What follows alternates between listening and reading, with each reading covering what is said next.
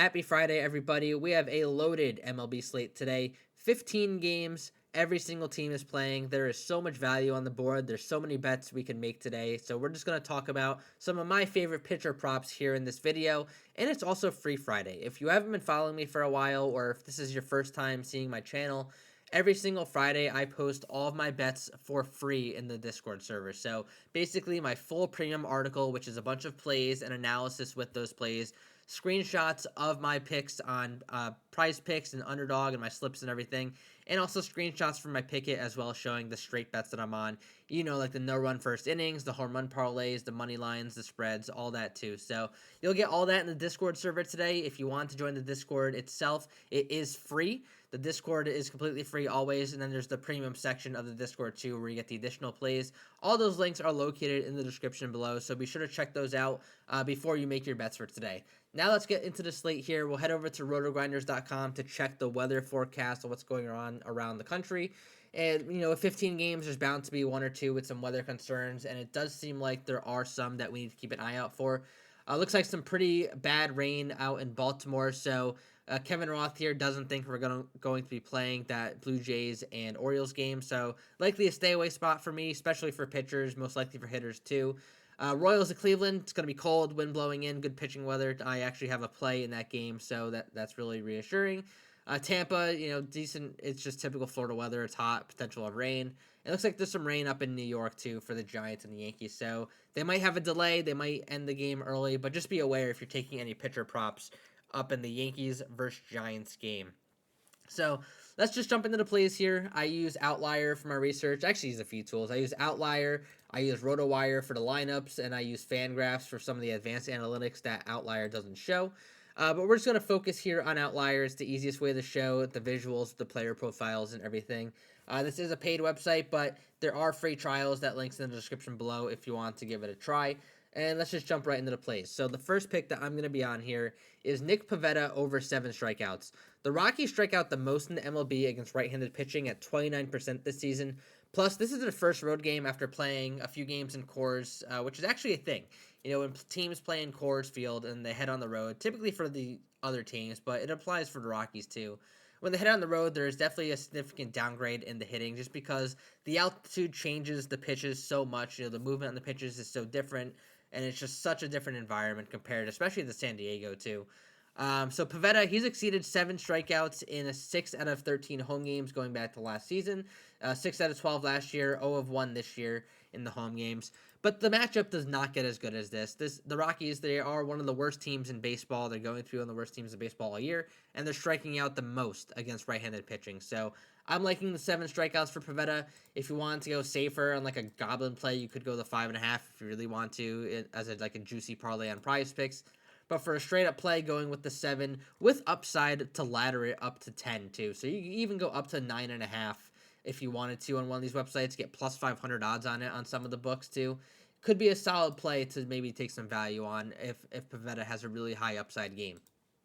Second pick we're going to talk about here is this guy for the Angels. I'm not even going to try to pronounce his name, but we're just going to call him Jack. Jack over 16.5 pitching outs.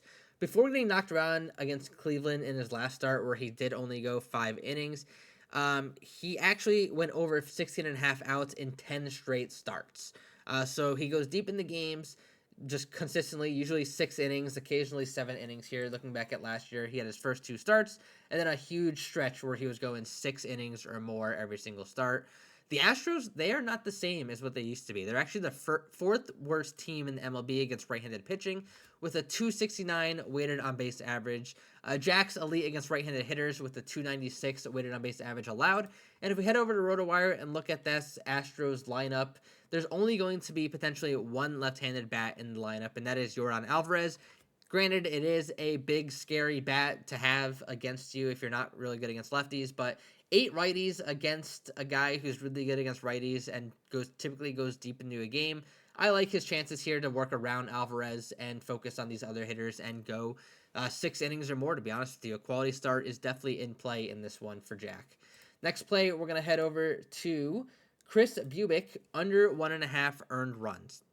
So Bubic, he's been lights out to start the year. There's only been a 2-start sample because he was a reliever most of last year. but he has been absolutely elite to start the season. He hasn't given up a run in his first 2 starts. Cleveland has been league average against left-handed pitching this season with a 317 weighted on base average allowed. I touched on the weather report before, but the weather in Cleveland is temps in the 40s, winds blowing in from center at around 10 miles an hour. Good pitching weather. So that definitely helps us in our favor with Bubic. And it's just, he has a really high ground ball rate. He gives up a 52% ground ball rate. So even if he's not giving up, deep fly balls or anything to take advantage of this weather advantage, he is going to get a heavy ground ball weight, and it's just a really good spot for Bubic today. So under 1.5 earned runs, you might get it at plus money on some of the sports books too. I'm not sure if I want to go to the 2.5, but this is a pretty safe play, the under 2.5, if you want to add that in with your parlays. Next play is Brady Singer, over under 4.5 hits allowed. So Singer, if you look at this recent trend here, all these 10 games, he's gone over in 8 out of 10. He's gone over in 15 out of 20. Why am I taking Brady Singer under 4.5 hits allowed? Well, a lot of these games were with the Royals last year. He's with a new team this year. He's with the Reds. Completely different pitching coaches and just catcher and a whole different situation for him.